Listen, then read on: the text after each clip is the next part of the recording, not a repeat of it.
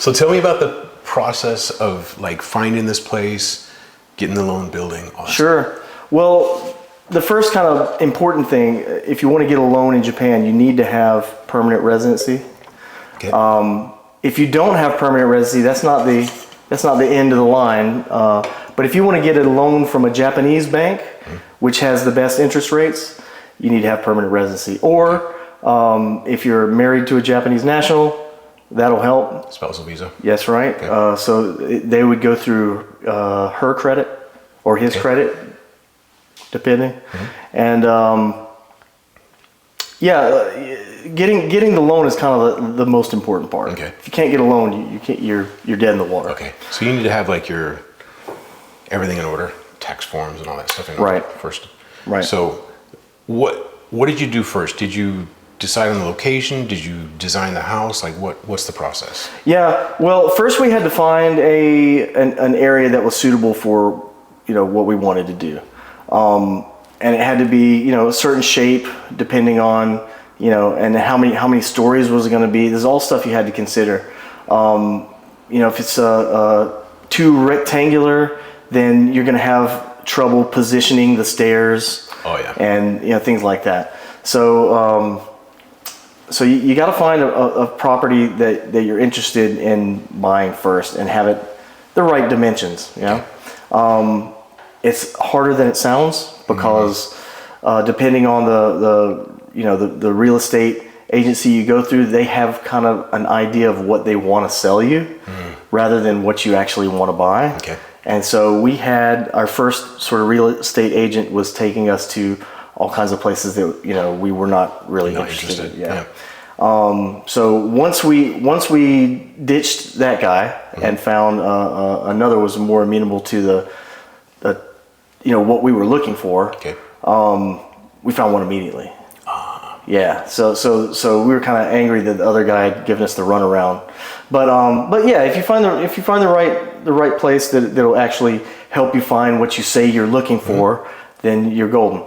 So this property, there was a clothing store on top of this. It was built in probably like 1960s. Okay. Yeah. So it was about ready to go down.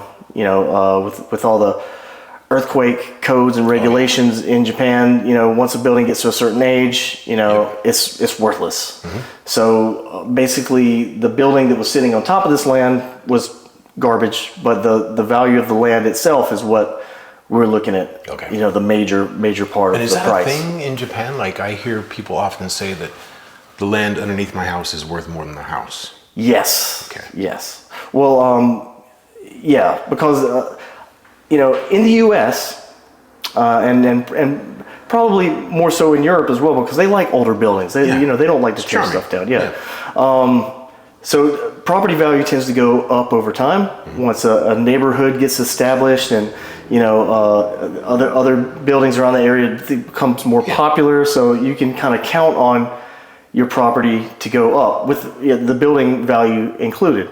And there's no earthquake to worry about and things like that. But here, because of the earthquake codes get stricter and stricter every year, which is a good thing, don't get me wrong. But once your building is old enough and the earthquake codes have risen above the standard that your house was built at, the house becomes basically worthless. And I hear that's about 20 to 30 years. Yeah, that sounds right to me. Counting the house being maybe a little bit longer. It just depends, I think. But especially when you see a place that's like 60 years made of older. wood. Yeah, it's wooden. Yeah, it's a wash. Okay. But the value of the land will actually go up, and I think that's kind of where we're sitting at with this property. It's only 10 years old. The value of the actual house itself has probably started to take a tick down a little bit. But because of the area is so nice and there's so much development going on around here, the value of the land has increased. So that's taken the whole, the value of the total up. Cool. So you found the right real estate agent, you found the right property, then what? Right. So we went through a company, I don't know if I can say it. Can I say the company's name? Yeah. Tatsumi Planning. Okay. They were based out of Yokohama. Okay. And we have to go there like once every couple of weeks or so to kind of update that, for them to update us on the kind of the plans that they had come up with. Okay. Kind of started out with, we showed them a property that we were interested in. Before it was this one, it was another one. And we showed them the land, like this is the shape of the land and this is what's around it. And so they drew up like kind of a draft proposal for the floor plan of the house. And you know, we could look at their proposal and we could say, I don't like the size of this room next to this one, so let's like kind of, you know, mix and match and kind of, we would ask them like, can we make this here and, you know, put this here? And they'd say like, oh, well, no, because this is like a structural wall. You can't do that. So we just got kind of back and forth with the architect. And then we had a plan for the other property, but ultimately decided at the last minute, and the sellers were not happy. We pulled out because of a disagreement over the size of the driveway. Okay. But then we found this property, and you know, this property is very narrow. It's about the length of it's about the width of like 2 SUVs. Okay. You know, so it doesn't look very big. From the outside, it doesn't look this big. Right. But it's very deceptively long. Huge inside. Yeah. So it's very narrow, but it's very long. So once you actually, you know, you get in here, you can see how spacious it is. You don't even notice. Yeah. How narrow the actual land is. But I lost where I was. Once you found the blueprint you wanted, you got everything settled where you got the staircase here, you got the living room here, the dining room here, etc. Then what did you do next? Well, we had to go shopping for the different parts that we wanted to put in. Now at the architect at the architect shop, I guess, Tatsumi Planning, they had giant books of wallpaper selections and materials. So we were like, every little thing around here, we picked the color of the doors and the type of marble that was going to be on the countertop and the sink, and like everything down to the last detail. It took forever. It took several trips over the course of 2 or 3 months. Okay. So it was very involved. But I mean, you know, you get what you put into it, and you know, if you get down to the very minute details, you know, you can pick everything. And that's essentially what we did. Nice. And then so you got the blueprints, you got everything selected for the house, the flooring, the marble, etc. Then pay for the house somehow. Then we take the proposal to the bank, and we say, hey, this is the property that we want to purchase. This is what we want to build on top of it.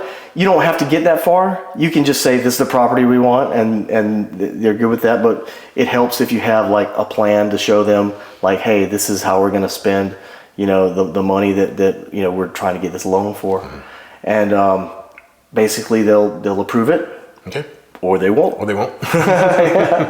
But obviously you got approved. Yeah, we got approved. And is that a difficult process? Is there a lot of back and forth, or is it stressful? I mean, you know, the credit system is different here. You know, we have in the U.S. we have a credit score, you know, and you can access that. Here, I imagine there has to be some kind of, you know, credit score, but you're not privy to it. Okay. They don't tell you what your score is. Okay. But I guess it just helps if you keep your credit cards paid off. You don't have any bankruptcies. Yeah, sure. Yeah, you don't have any outstanding debts that you have refused to pay or anything like that. You have a job. You have a job. That's a big one. Yeah. That's a very important one. So then you get the loan.